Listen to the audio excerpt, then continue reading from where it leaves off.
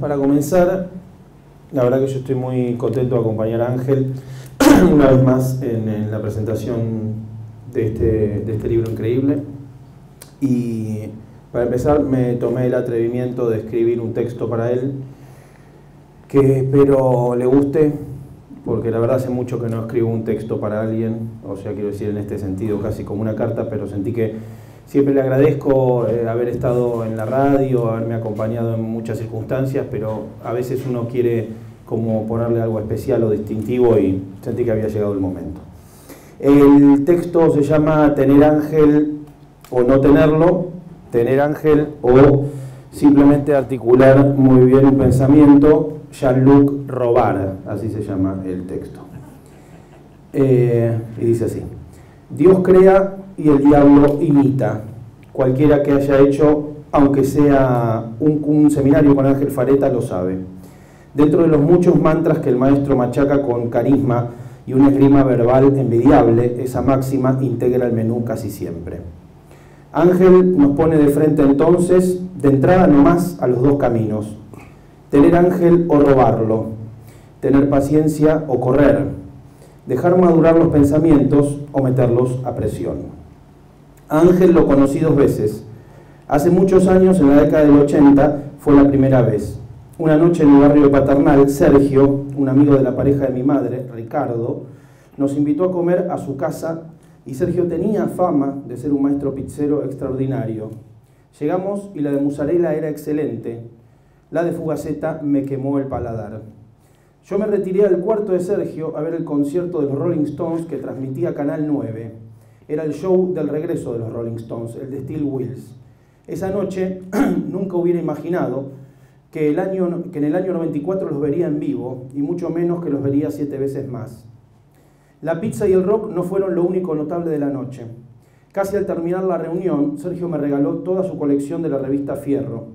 Era el año 1989, yo tenía 13 años. Yo tenía 13 años y ahí sí, Fierro me encantaba, pero acá estaba todo lo que antes se me había pasado por alto. Estaban los textos de Fareta.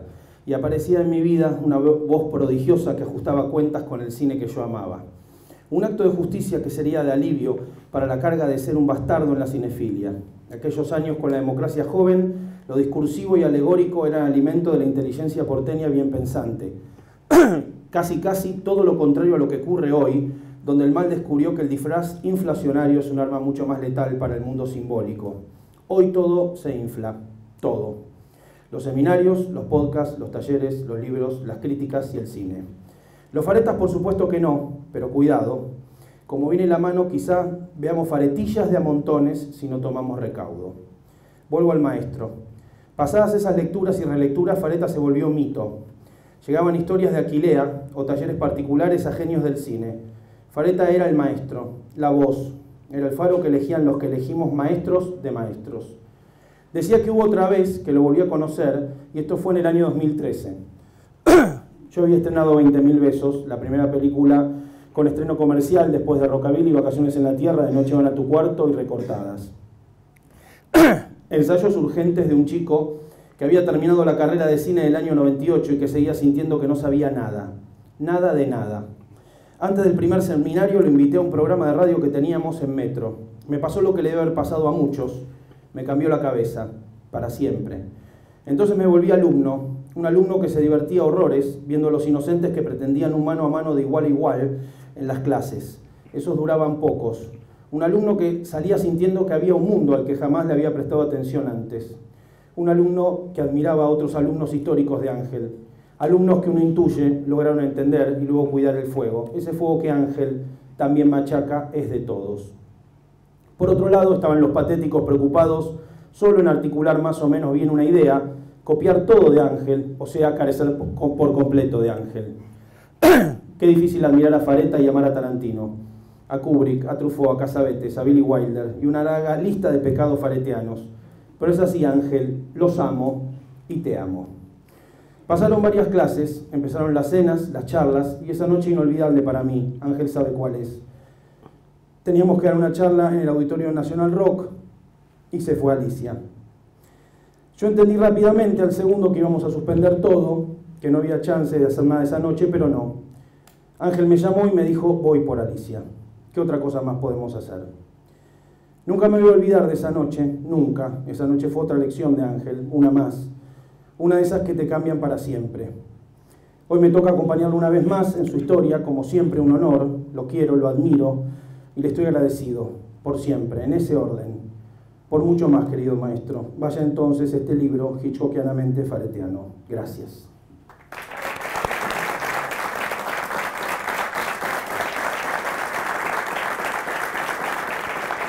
Pero, bien, buen manejo del suspenso, entonces lástima que no lo puede leer derecho. Pero no, mejor. Ahora sí, para hablar un poco del libro, la reedición de este libro que se llama Hitchcock en obra, ¿por qué llegó en este momento y no llegó antes, cuando llevas tantos años estudiando y trabajando a Alfred Hitchcock?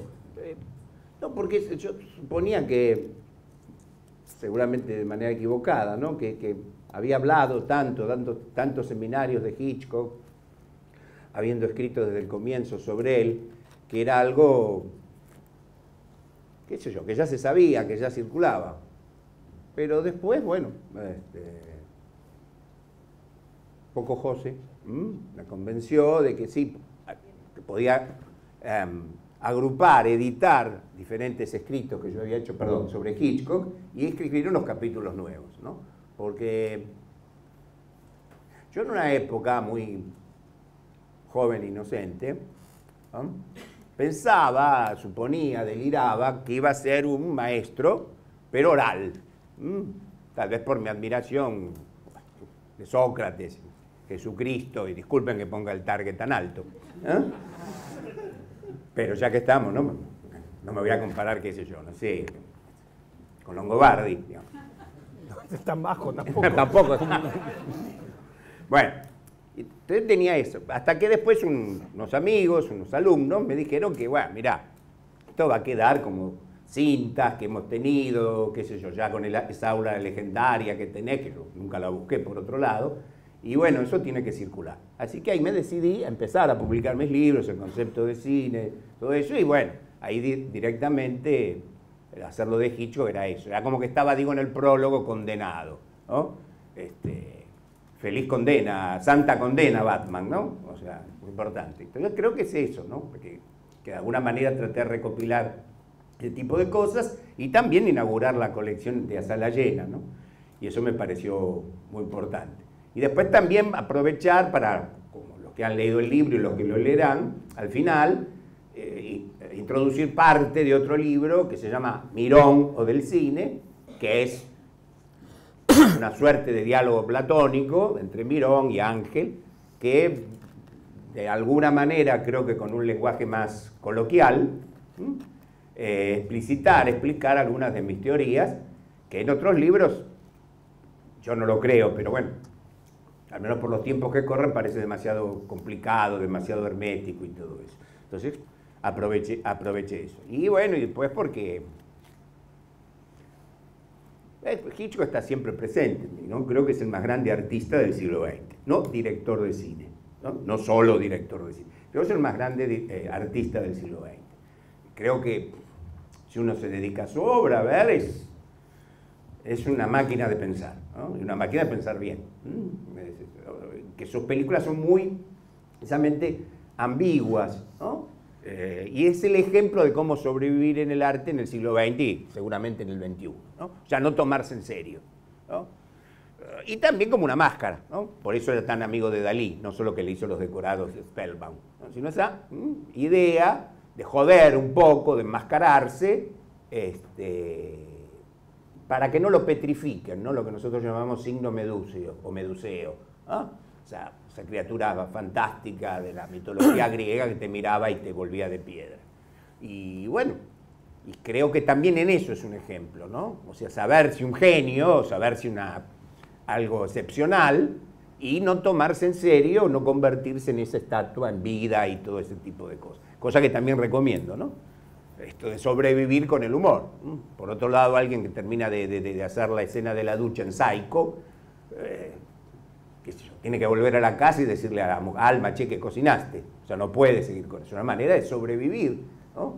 Alguien que se entierra tanto en el corazón de las tinieblas, para citar a Joseph Conrad, indudablemente tiene que mantener un sentido del humor, un equilibrio. Esto que ahora se ha vuelto demasiado periodístico, eso de bipolaridad. Los grandes artistas, los grandes genios son bipolares, es indudable, sobre todo en el siglo XX, ¿no? Nadie puede hacer estas obras, por ejemplo, o Carpenter, y volver a la casa y no cambiar de humor, o hacer chistes en las entrevistas y todo eso, porque no se puede vivir así de esa manera, hay que sobrevivir de alguna forma. Hitchcock también es un ejemplo de esa cualidad, y también porque para nosotros Hitchcock es el más grande artista católico desde Dante Alighieri, pero un artista católico que sabe que está en un mundo, siglo XX, incluso en un país, pero sobre todo en el mundo, donde ya no se puede predicar desde un púlpito, bueno, los curas lo pueden seguir haciendo, ¿no? Donde ciertas verdades, no solo religiosas, sino metafísicas, simbólicas, tienen que ser expresadas en un primer relato que es para todo el mundo.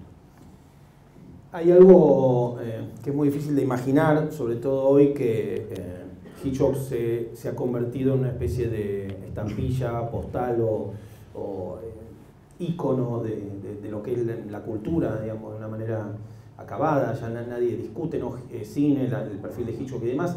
La desaparición de Hitchcock, no solo física en la Tierra, sino su obra, fue más bien un retiro silencioso. Digo, no es que Hitchcock desaparece y el mundo lo lloró y fue un momento terrible. Digo, él, digamos, empieza a desaparecer cuando la otra estaba viendo las secuelas de Psicosis, que cada vez se vuelven peor y que son como una especie de comedia, y Anthony Perkins haciendo como ya, es como el circo de Kiko, ¿no? Es como cuando ya deja el Chavo y empieza a hacer, o Víctor Laplace haciendo de Perón, ¿no? Lo mismo, en un momento ya es como una parodia.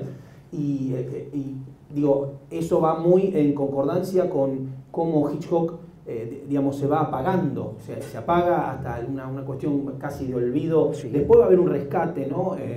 Gracias a gente como Ángel, pero digo, eso sucede también entrados o mediados los 80, digamos, no hay todo un momento que desaparece de la agenda. Así es, sí. Bueno, parte del misterio, del secreto de Hitchcock, ¿no? Es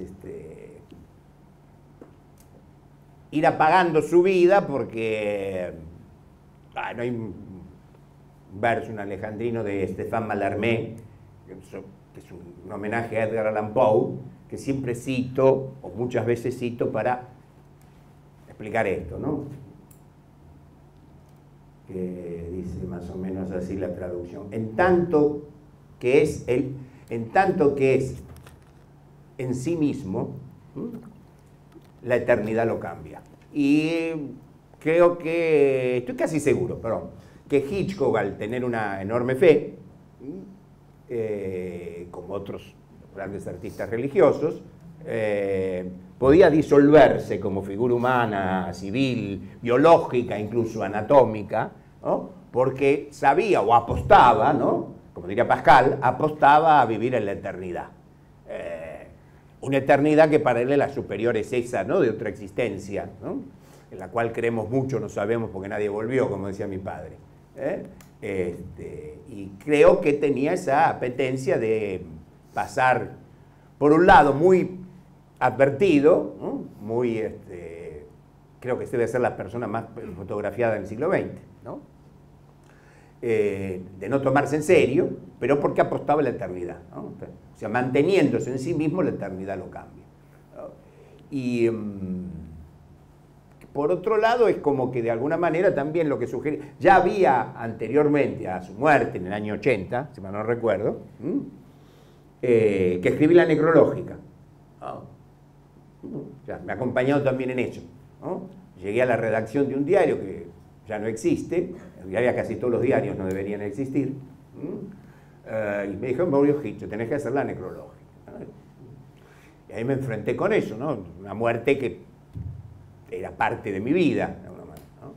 Y ahí mismo decía que en realidad era eso, ¿no? O sea, esa tríada platónica de belleza, bondad y sabiduría, ¿no?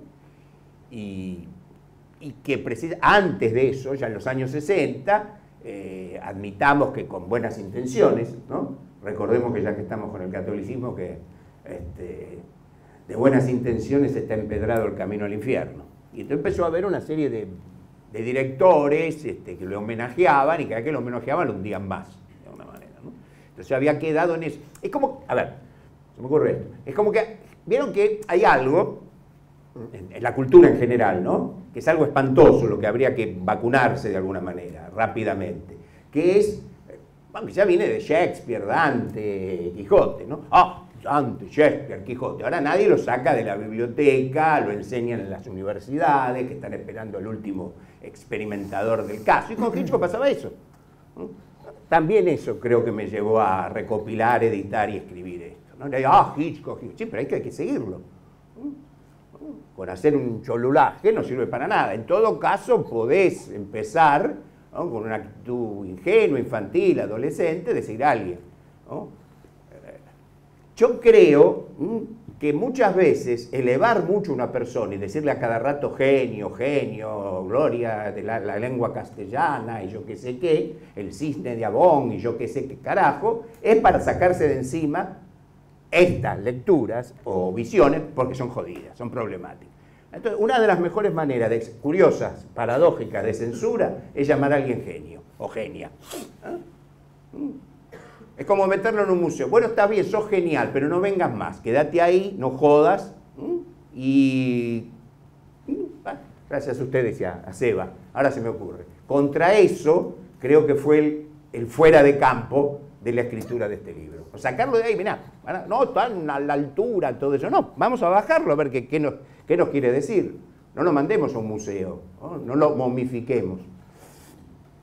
A mí si me quieren decir genio y sacarme de la cancha, no tengo ningún problema, no me voy a quejar. Pero hay algo, por ahí lo recuerdan algunos de más de 40 o sí, por ahí, que hubo una serie de libros infantojuveniles que era Alfred Hitchcock y los tres investigadores. No sé si alguien llegó a ver alguno alguna vez, que era una serie de relatos muy parecidos a estos hermanos, ¿cómo llamaban? La serie de novela de misterio de los Hardy Boys. Hardy Boys.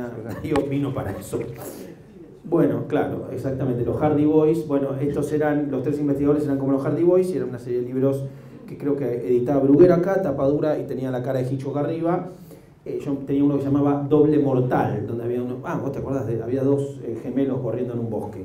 Y, digamos, eso pasaba en los 80, recuerdo la noche que, y esta percepción de cómo mi abuelo y mi abuela me vendieron los pájaros. Yo vivía en Leiva y ahí Corrientes, y mi abuelo me dijo, hoy dan una de unos pájaros que atacan un pueblo que no nadie sabe por qué, se vuelven locos, y era una película de terror. Y en ningún momento la figura de Hitchcock estaba asociada a nada parecido digamos, si había una idea de lo intelectual, Hitchcock no estaba ni cerca de esa idea, no era percibido así por nadie, por absolutamente nadie, hasta que empiezo, ¿no? Salen revistas de cine hacia finales de la década del 80, principios de los 90, y un día un amigo, hijo de un director teatral, viene y me habla de Hitchcock como, no, podríamos verla de estar indiscreta, y yo como, la de este tipo que hace como, era como que me vendía, como yo, ¿querés ver Martes 13? No, y él tenía otra visión, él había comprado una visión, que es la visión que desgraciadamente me tocó después de recibir, hasta que lo conocí Ángel, en la escuela de cine, que está cercana a esta visión, donde hay un montón ahora de docentes, evidentemente de una calidad cuestionable, que venden a Hitchcock como una especie de cosa entre abstracta y inaprensible y plagada de una idea muy poco viva, o muy poco, muy poco pesada. Y es esa cosa sazonada donde terminan en el gesto quizá más que en la carnadura de la obra, ¿no? Sí, absolutamente. ¿Eso acá quién lo hizo? ¿Quién crees que lo empezó a Hitchcock? A construirlo de ese lugar? De ese lugar de sacarlo de encima. Sí, no, qué sé yo, ¿no? Bueno, hay dos pestes en el cine, ¿no? Son los festivales y los cine debates. Que desaparecieron. Gracias a Dios, ¿no? es una plaga, que no, evidentemente, que era esa cosa de aficionado, así, no tiene mucho sentido. Además que iban a explicar, usted piensa que no sé qué, que no sé, que este hombre, qué sé yo, era si Norman Bates le veía las piernas a la maestra cuando era chico. O sea, no sirve para nada, para especular. Y los festivales, ojo, yo si tengo una película, o sea, anda al festival, pero no creerse que el festival para ese tipo de cosas. O sea, Hitchcock es el artista, precisamente, quiero repetirme esto, que no se toma en serio, ¿no? No se toma en serio. Y por eso trabaja con una mayor libertad, ¿no? No la libertad de los estudios, que eso siempre se la tuvo, ¿no? Yo soy un gran defensor del cine de estudios de Hollywood, ¿no? Porque daba poder. Seamos boludos eso de que los productores y todo eso es imposible. Yo siempre comparo a Jack Warner con los Medici de Florencia, ¿no? ¿Qué hacían? Los Medici ponían la guita y Miguel Ángel y Leonardo pintaban. Y Jack Warner es eso. ¿Y les daba qué? Una situación de seguridad, de poder, ¿no?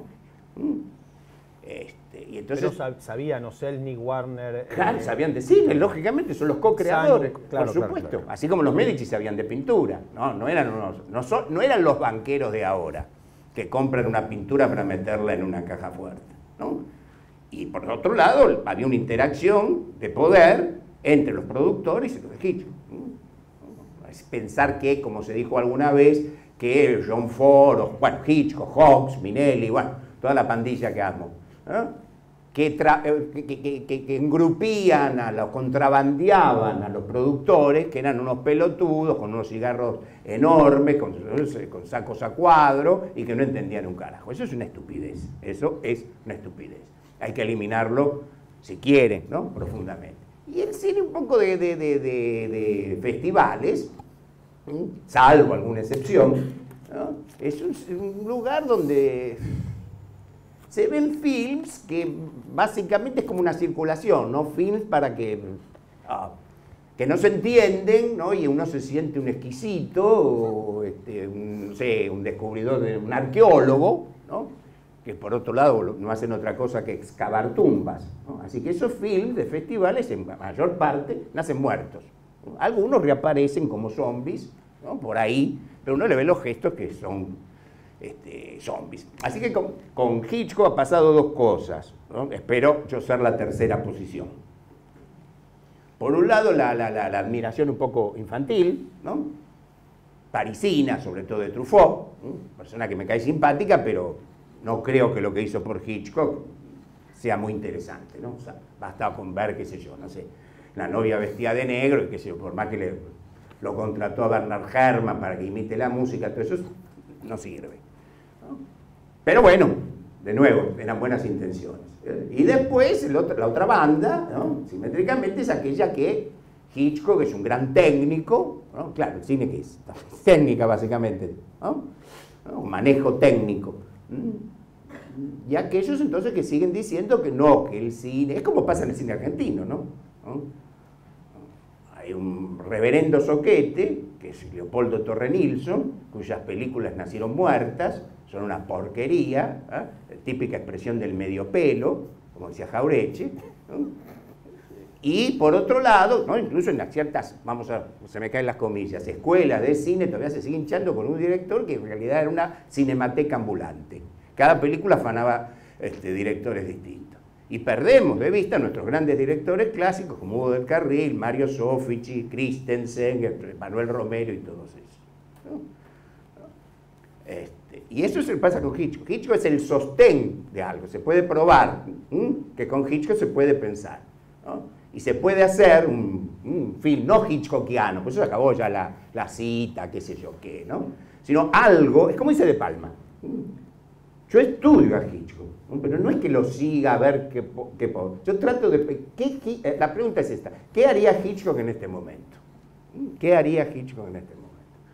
Y otra cosa fundamental es que con Hitchcock se puede no solo a pensar, ¿no? A pensar y poetizar, sino que es muy importante porque si entendemos cómo Hitchcock piensa y pone en escena, ojo, no quiere decir que tenemos que hacer una película de $500,000, $1 millón. Se puede hacer hasta una película casera, ¿no? Una película con escasísimo presupuesto, ¿no?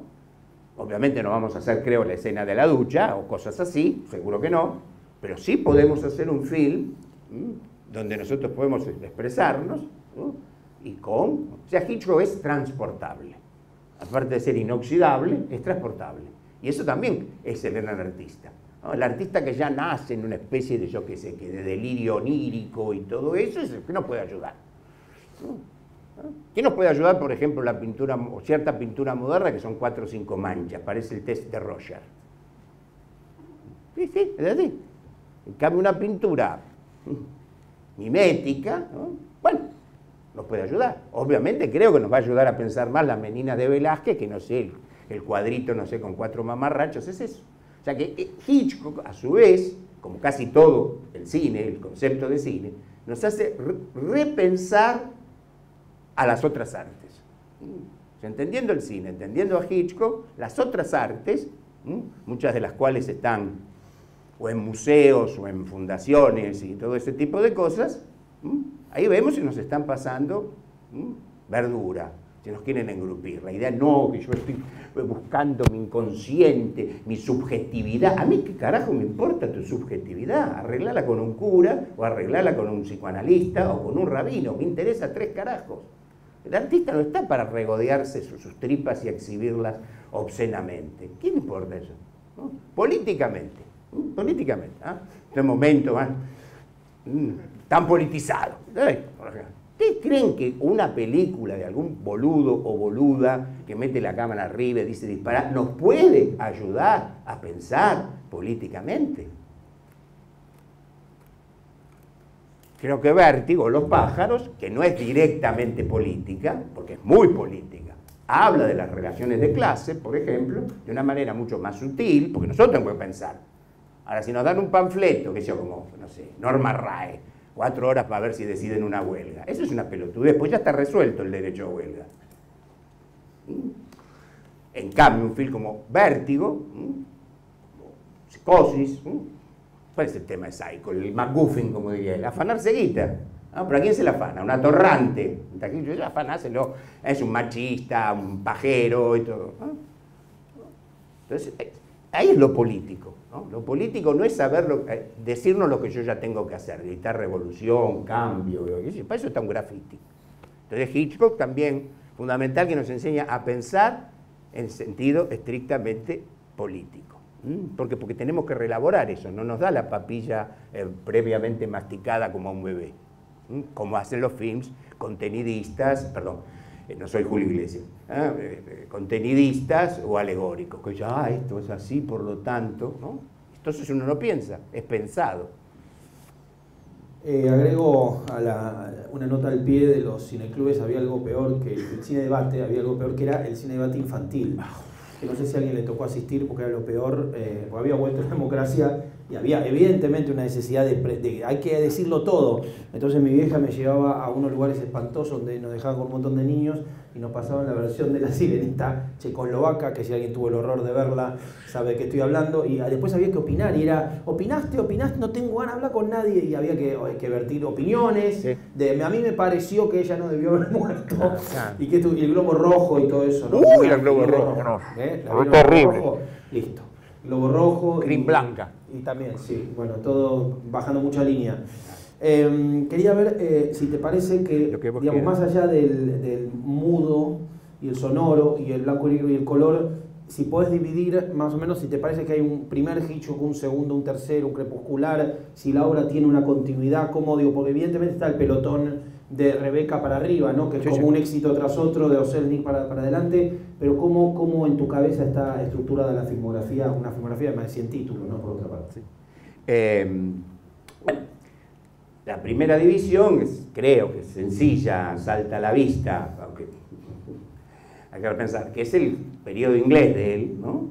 Y el periodo norteamericano, el periodo de Hollywood, ¿no? El cine norteamericano no es norteamericano, es el cine de Hollywood, ¿no? Por otro lado, no es el cine yankee, acuérdense, de The Griffith, es el cine Dixie. ¿Okay?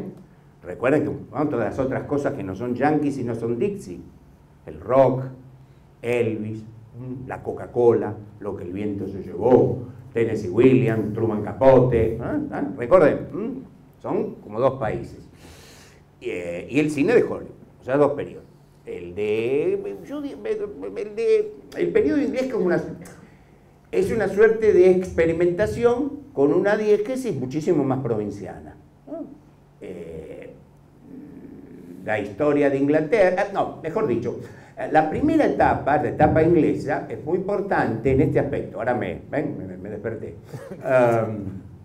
Porque muchas veces, usamos más la cabeza, o el ingenio, o despierta nuestro ingenio cuando estamos en contra de algo, cuando somos una minoría. Y Hitchcock era católico. Y ser católico en Inglaterra hacia 1900 era ser un ciudadano de segunda. Recuerden que no podían estudiar en Cambridge y en Oxford. Ahora tenemos que agradecer a Dios que Hitchcock no haya ido a esos lugares, que eran también museos. Entonces esa situación de sentirse no sé si un marginado, pero un ciudadano de segunda clase, ¿no? Con todos los horrores que ha sufrido el catolicismo en Inglaterra, creo que eso lo forzó, ayudó, qué sé yo, una cuestión de gracia, a trabajar con mayor simbolismo, con mayor cautela, ¿no? Porque tenía que decir algo, o transmitir algo sin bajar línea de algo que no era no solo mayoritariamente del público inglés, sino que no era muy bien visto, era de segunda línea, ¿no? Y eso creo que lo volvió un maestro del escamoteo. El fuera de campo es un poco eso, ¿no? Sugerir tal cosa, ¿no? Y la llegada a Hollywood, que es muy curioso, porque la llegada a Hollywood es para filmar una película de tema inglés, de diégesis inglesa, basado en una novela, la misma autora de Los pájaros, de Daphne du Maurier, con actores básicamente ingleses o de origen inglés. Bueno, Laurence Olivier, que casi arruina la película, pero bueno, es una nota a pie de página. Alguien preguntaba cómo John Fontaine puede estar enamorada de semejante pelotudo. John Fontaine, que era de origen inglés, y también el cine, el periodo de la amplitud. El cine europeo... No, y la figura de David O. Selznick, ¿por qué te crees que O. Selznick es el que lo llevó? Porque eran genios estos tipos. Bueno, pero digo, que era un productor bastante particular. Sí, claro, exactamente, ¿no? O sea, porque ven, ¿no? Los grandes productores iban fichando, ¿no? En los estudios, si puedo hacer un excurso, que eso que imaginan todavía esas boludeces, que era una fábrica, no sé, que era una fábrica, ¿no? Porque había que imitar el estilo industrial norteamericano. Si vos estás haciendo una cosa en contra del sistema liberal norteamericano, ¿qué vas a hacer? Tenés que camuflarte. ¿Qué mejor que camuflarse con que Hollywood, ¿no? La Metro y la Warner eran fábricas? Fordiano. Esa es Fordiano, claro. Una cosa es la fábrica de Henry Ford y otra la de John Ford. No es meramente un trabalenguas y un chiste. Por ejemplo, la Metro, la Warner, todo eso, tenían... Esto está contado, ¿no? Por ejemplo, las memorias de Anita Loos, la autora de Los caballeros la prefieren rubia. Entonces tienen todo un equipo, ¿no? De lectores y sobre todo de lectoras. Interesante esto también, ¿no? Porque el cine ya desde Griffith pone a la mujer en condiciones de decisión, de igualdad, ¿no? Como las script girls, las continuistas, eran básicamente mujeres, ¿no?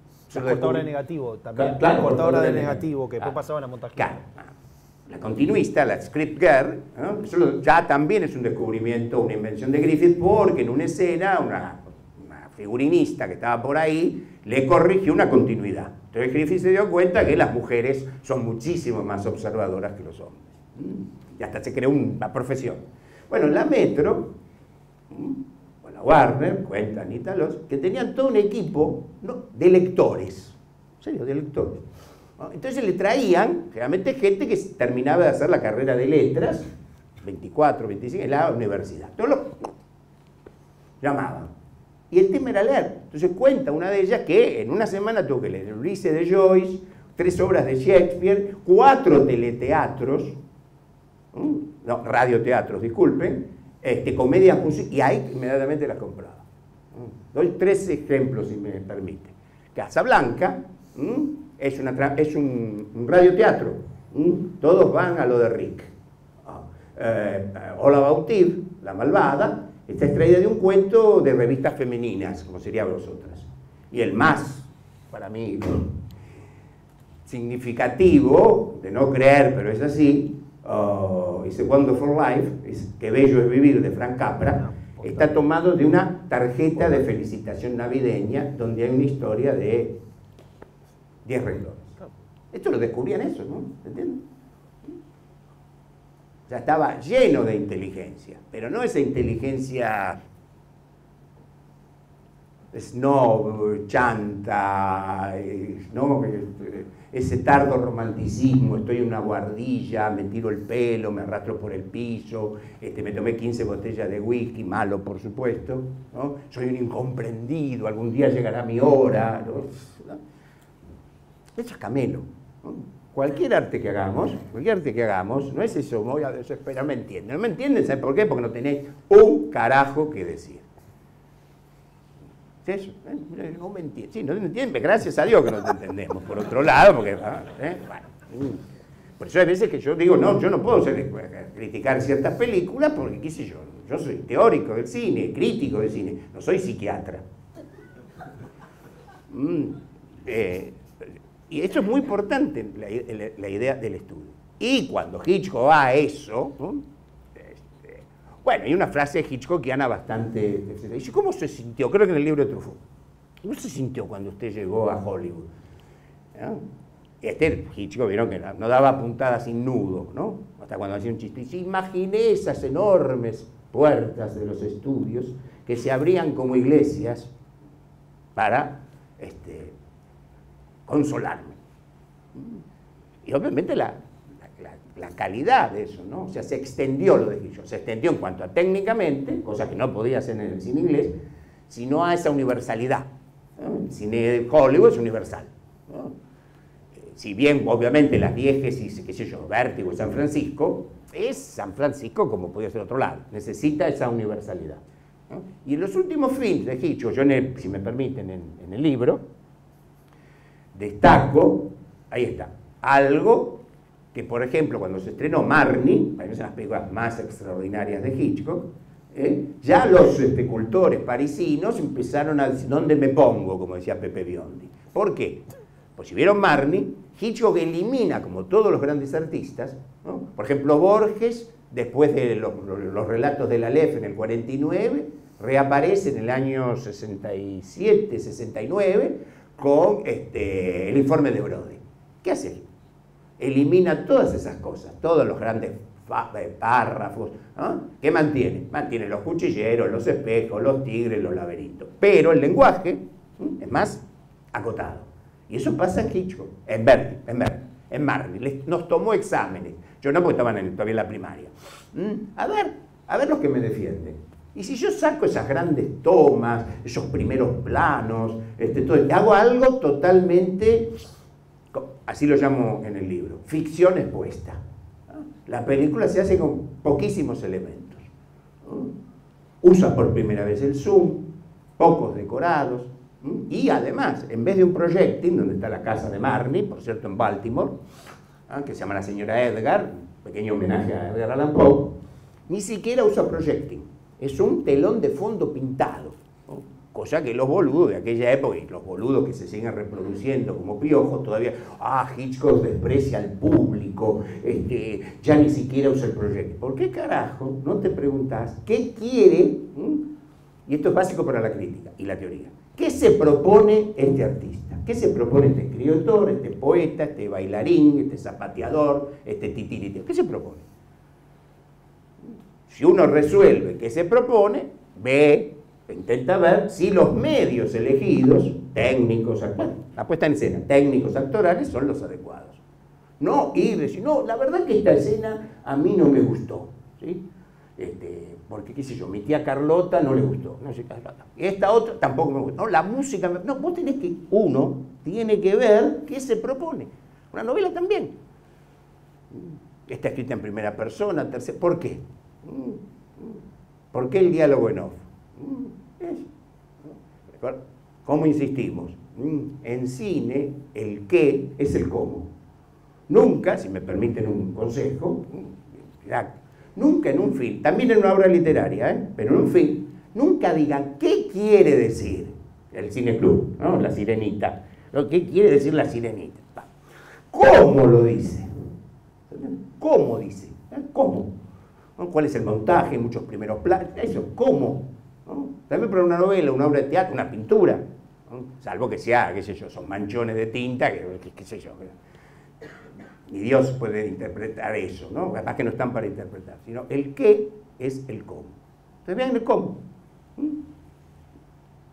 Detallen eso, ¿no? El cómo.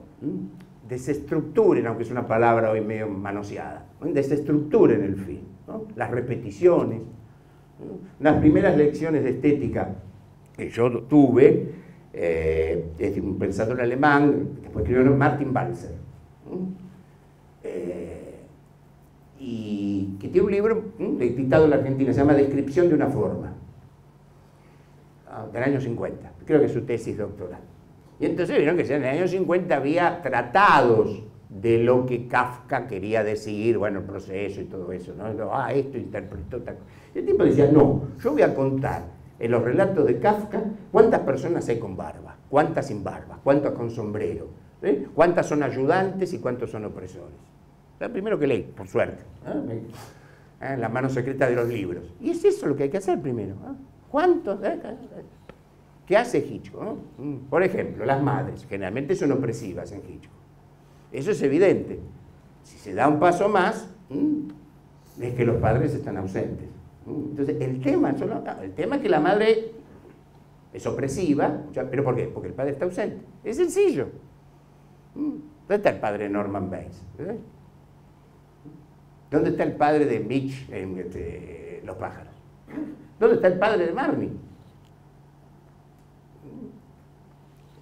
Entonces, ese es un momento. No solo pensar lo que está, sino lo que falta. Hay algo, mencionabas a Borges, y en La muerte y la brújula pasa algo muy interesante para discutir respecto del genio y cómo opera, porque si ustedes recuerdan había dos investigadores, y uno cree que el camino correcto, o lo que está sucediendo en la ciudad, donde está esta serie de crímenes que van pasando en diferentes puntos, tiene una explicación, nada, unos papeles perdidos, una conspiración, una lectura, mientras que el héroe del relato está convencido de que hay un sistema, una sistematización en los crímenes. Finalmente, lo que termina sucediendo, esto es un spoiler de La muerte de la brújula, sí, spoiler ya no va. Es que en realidad lo ha aventajado el villano, y es parte de la lógica del villano saber dónde va a concluir el razonamiento, ¿no? Un poco la paranoia holmesiana, que es encontrarse con James Moriarty, que sabe todo lo que va a hacer, que es un espejo que opera de la misma manera.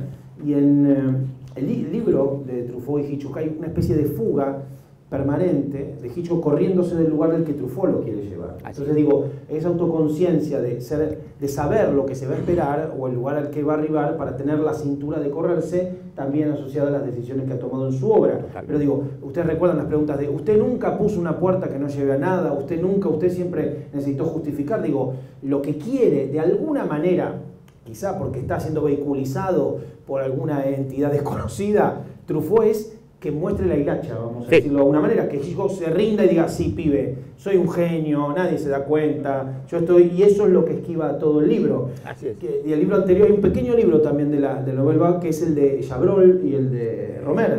Bueno, que es chiquitito, que también es un libro que es el primero que postula esta especie de... ¿Y cómo te parece que esquivó todo esto, además de con su obra sintética? Me olvidé, ese libro que llega hasta El hombre equivocado, ¿no? Del 57 y nunca lo retomaron, de Chabrol y Romer. Ese libro es interesante, ¿no? Lo tomaría como el libro, perdón, ¿sí? Antes del mío el más aceptable. Pero se habla poco, es como que quedó el libro al mar, es el libro que no se habla. Claro, pero comete un error de movida, ya agarra al lector y dice, las películas de Hitchcock son inentendibles, ¿no? Imposibles de entender si no se conoce el dogma católico. No, ahí cagamos. Ya salimos mal en el vestuario, salimos mal a la cancha, porque precisamente es todo lo contrario que hace Hitchcock, hasta lo declaró. Dice, yo no hago películas deliberadamente católicas. Cualquier espectador que haya tenido, que conoce algo del catolicismo, verá, es evidente que están hechas por un católico, ¿no? Parafraseando otro católico inglés, Graham Greene. ¿Usted es un novelista católico? No, yo soy un católico novelista. ¿No? Y ese, aunque hay interesantes análisis breves de los films de Hitchcock, pero están con eso de que el director es estrictamente católico, ¿no? Y que, entonces, claro, eso es porque es todo lo contrario que Hitchcock se propone. Hitchcock se propone, ahí está, otra de Hitchcock. ¿Qué piensa usted en qué piensa usted cuando hace una película? En un matrimonio japonés de clase media. ¿Cómo? Sí, claro, lo más opuesto a mí, yo soy inglés, católico, ¿no? Lo más opuesto, digamos, ¿no? De cultura, fe, es un matrimonio japonés de clase media. Si el matrimonio japonés de clase media entiende la primera historia, listo. Porque es toda la primera historia, ¿no? Sin primera historia, no hay cine. La primera historia, ¿sí?, tiene que ser entendida por todos.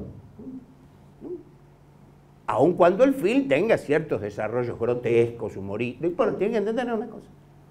Y esto no es un capricho de quien les habla.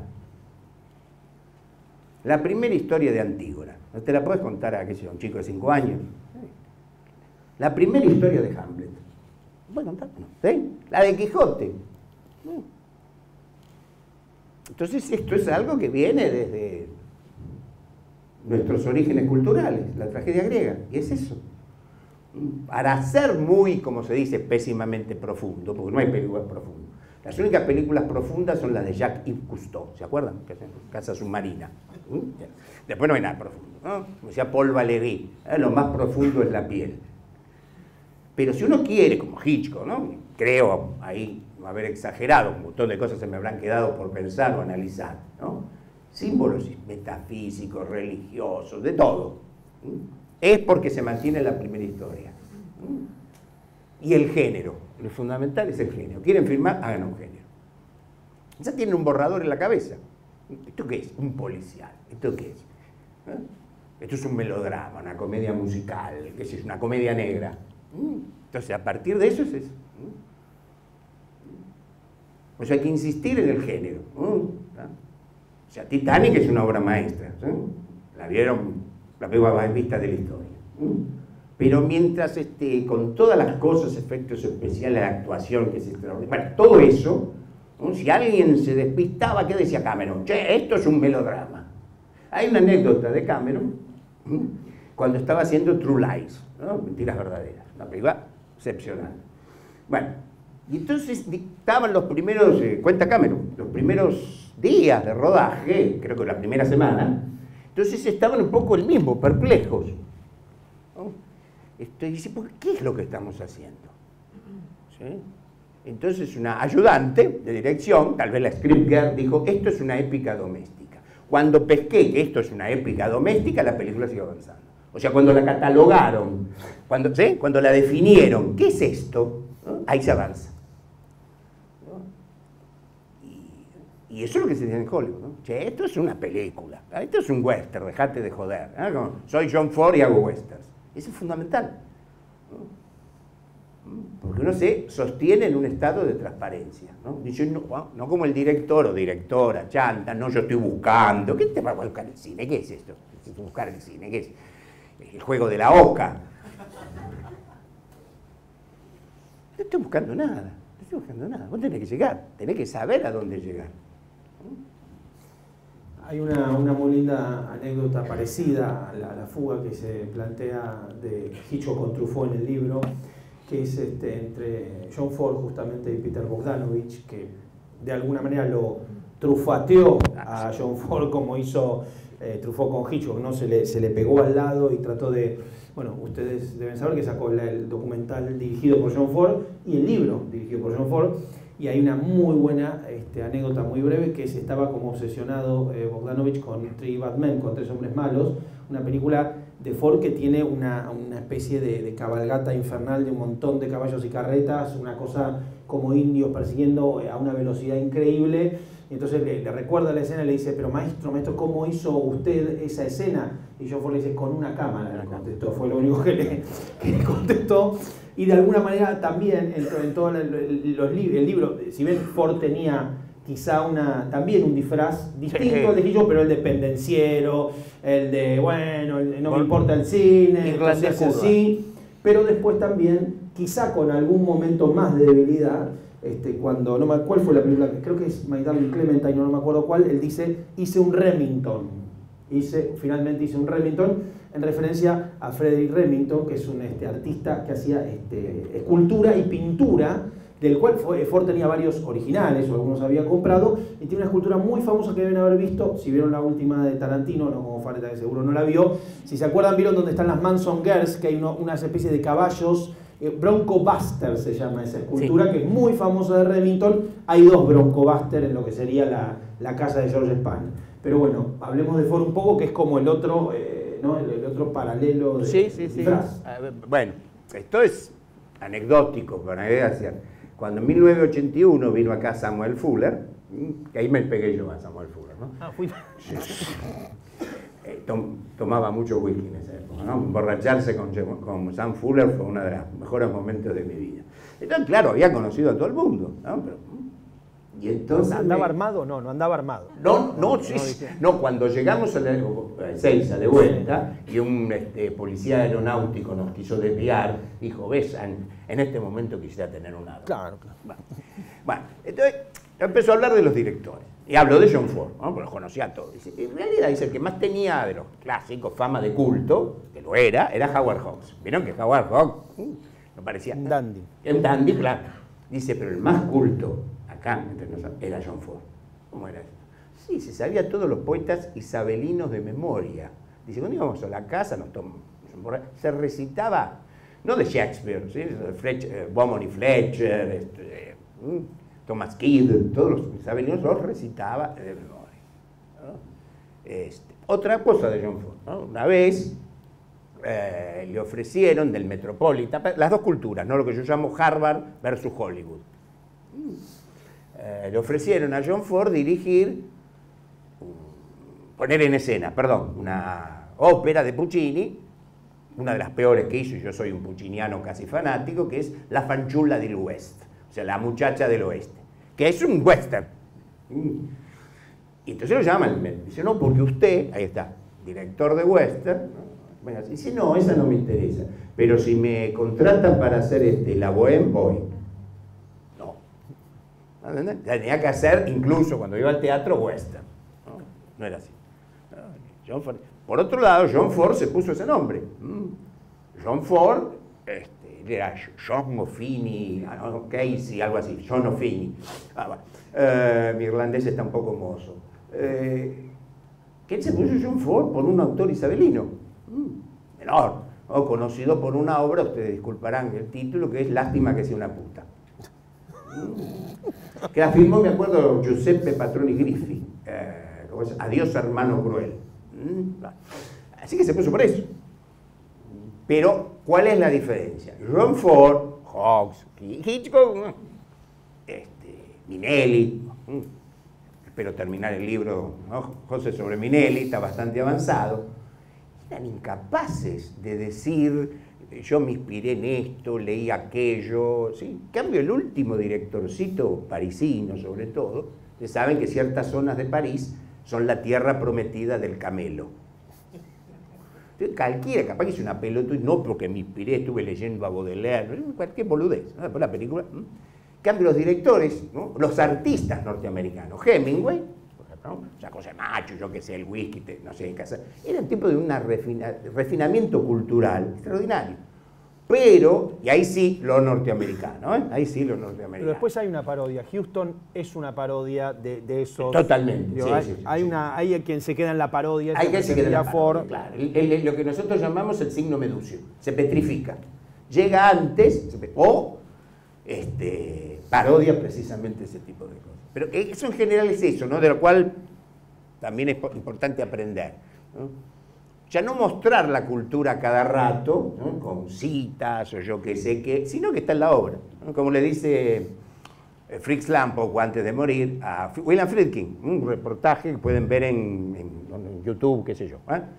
Ya había hecho había hecho contacto en Francia y entrevista ya a Fritz Lang, que él dice, no, yo no soy muy afecto a las entrevistas, dice, pero lo que pasa es que siempre me preguntan qué quise decir con tal película. ¿Cómo voy a explicar lo que yo ya dije en la película? ¿No? El paso nos deja laburo a nosotros, los críticos, los teóricos, ¿no? Para ganarnos el puchero, fuera de joda. Es esa la tarea del teórico.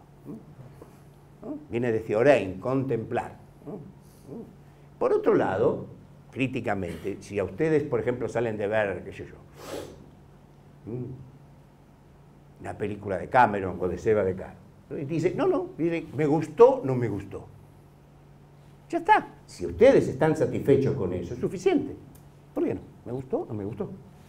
Ahora algo en nosotros,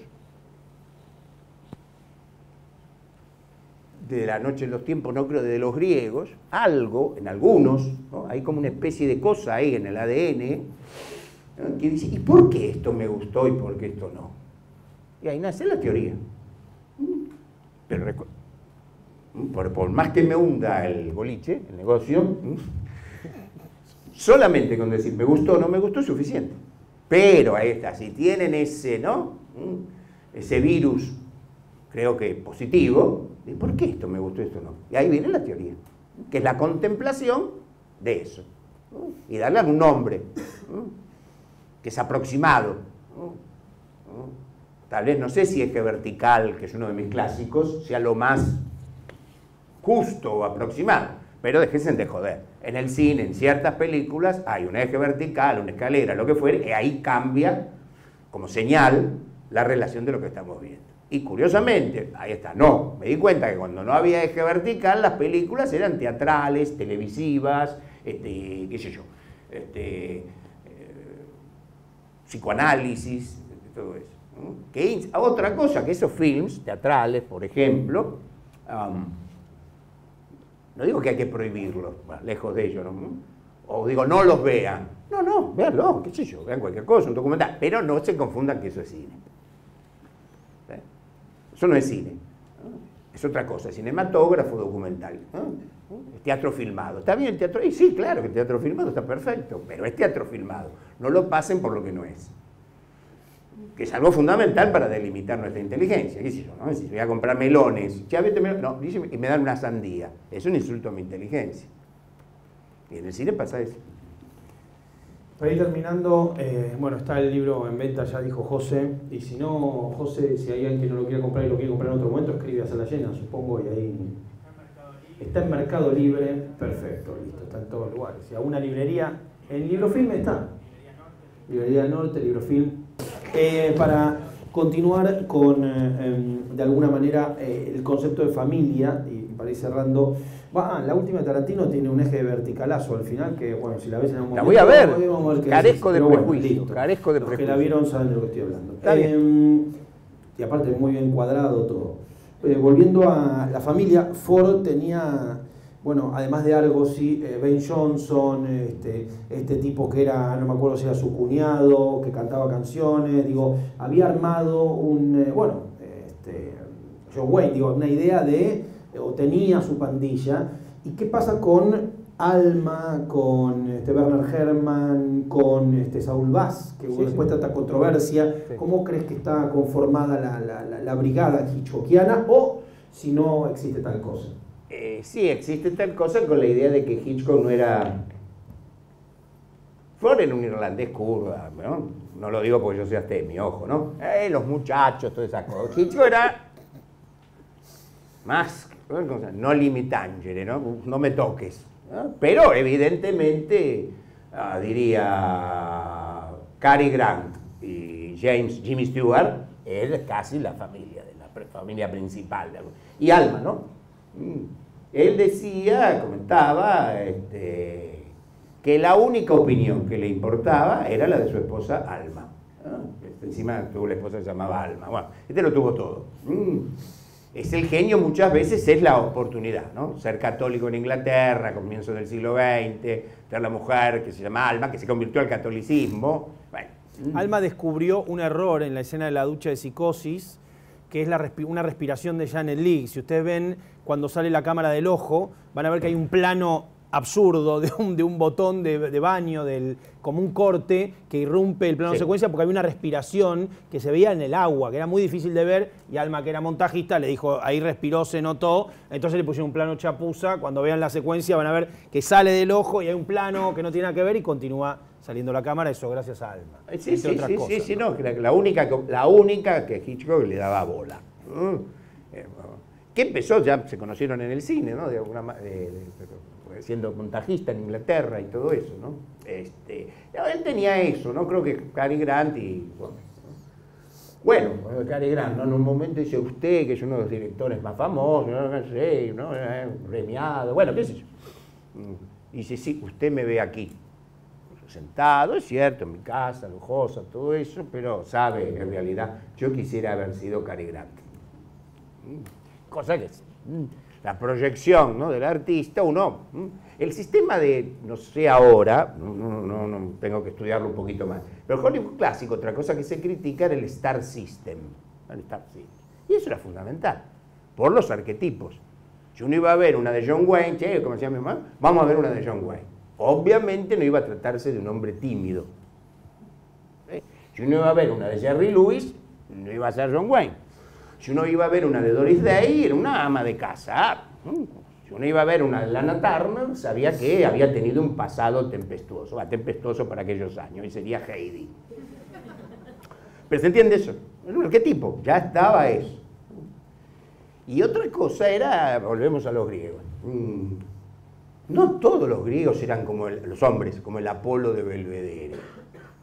Ni todas las mujeres, como la Venus de Milo, con brazo, ¿no? ¿Por qué? Porque querían llegar a ser eso. Es como un ejemplo, ¿no? Y bueno, todos los hombres hubiéramos querido ser Robert Mitchum. Sabemos que es inalcanzable, ¿no? Todas las mujeres tal vez Kim Novak, o Joan Crawford, que es mi favorita. No somos eso, pero tampoco los escultores, los pintores, bueno, eso no queda mucho, griegos, decían que todos los griegos eran así. Se aspiraba a eso. Como se dice en Hollywood, algo bigger than life, más grande que la vida, bigger than life, tiene que ser algo más grande que la vida. El arte es eso. Y el arte, la belleza, ¿no? Es tal vez lo que justifique la historia, ¿no? La propia creación. El mundo, Hitchcock, por ejemplo, vamos a centrarnos un poco en él, no creo, bueno, es obvio que el mundo era una farra, un lugar paradisíaco, extraordinario y yo qué sé qué. Que vivimos en un mundo caótico donde el mal reina. Hay que hacer un poquito de zapping, ¿no? En el mundo, ¿no? Lo que está pasando ahora, bueno, ustedes lo saben mejor que yo. Entonces, ¿qué justifica la existencia? ¿No? La belleza. O sea, si todo es caótico, incomprensible, neblinoso, perverso, no creo que esté exagerando, ¿no? Uno ve, ahí está, La ventana indiscreta, Vértigo. ¿Cómo puede haberse creado algo tan perfecto? ¿De dónde salió? Entonces hay un momento, un lugar, un espacio, en un punto, ¿sí? Donde no todo es una basura. O sea, hay como una esperanza. Mientras el mundo se cae a pedazos, la injusticia, yo qué sé, la explotación, bueno, de nuevo, ya lo saben. Ya lo sabemos, perdón. ¿Cómo puede ser eso? Con una diferencia. Los artistas hasta el siglo XVIII, la Revolución Industrial, tenían un imaginario, no, un ideario común con sus espectadores. Esto es como un ejemplo repetido. Cuando se inauguró la Capilla Sistina o la Pietà de Miguel Ángel, la que está en el Vaticano, qué sé yo, han entrado Rossi, Roccatagliata y algunos romanos y turistas que ya había, extranjeros, entonces vieron. Y aparte de la belleza, de la forma, de esos cuerpos, no es que uno le preguntó al otro, la mujer le dijo, qué sé yo, chiste, ¿qué carajo quiere decir? Ya conocían la otra historia, porque era universal por Italia y buena parte de Europa. Y ese es el problema que tiene que tener el artista de cine, el artista en general. Porque ellos saben que filma en un mundo que sí, sigue habiendo creyentes, pero no es un mundo muy cristiano que digamos, ¿no? Entonces el arte, la belleza, que es lo mismo, como dice Heidegger, el pensar y poetizar, son las cosas, no sé si las únicas, no quiero estar tan desesperado, pero son las dos de las cosas, la belleza y el arte, que es lo mismo, el pensamiento traducido o transfigurado en forma, son dos de las cosas más poderosas, más firmes, más visibles que tenemos los seres humanos para ver que no todo es espantoso. Si se pudo crear vértigo, si se pudo crear los pájaros, ¿no? Que vieron que por otro lado lo que dice, ¿no? Las películas, lo que cuentan, no es que el mundo es una maravilla, vieron que en las películas de Hitchcock es terrible lo que pasa, no es una castañuela, pero una cosa que primero me llamó la atención, me empujó ahí de Hitchcock, me estoy desatando siempre al final, que es, pero como el mundo que es espantoso, ver psicos y esto es terrible. Y entonces, ¿qué lo justifica? Bueno, una serie de advertencias, ¿no? En todo caso que no paremos, es un chiste, no paremos en un motel en una noche de lluvia, te hace una enseñanza. ¿No? ¿Qué es? Que es perfecto. ¿No? Y con el otro gran católico inglés, que además su apellido es bastante, bueno, perderíamos el tiempo, ¿no? Hitchcock, Shakespeare, ¿no? Que además son, ¿no? Hitchcock quiere decir levantar el gallo, Shakespeare quiere decir agitar la lanza, o el venablo. Bueno, Rey Lear, Hamlet, Macbeth, no sé, cosa terror, ¿o no? Es espantosa. ¿Y qué nos salva? ¿Y qué hiciste decir, Bill? Parece que le decían Bill. ¿Qué hiciste decir con esto? Y mirá los versos. Estás escribiendo algo terrible. Sí, pero los versos. O mirá los pentámetros yámpicos en este caso. No, las palabras. ¿Cómo pudo hacer eso? ¿No? Y es eso. Y Hitchcock es alguien que nos...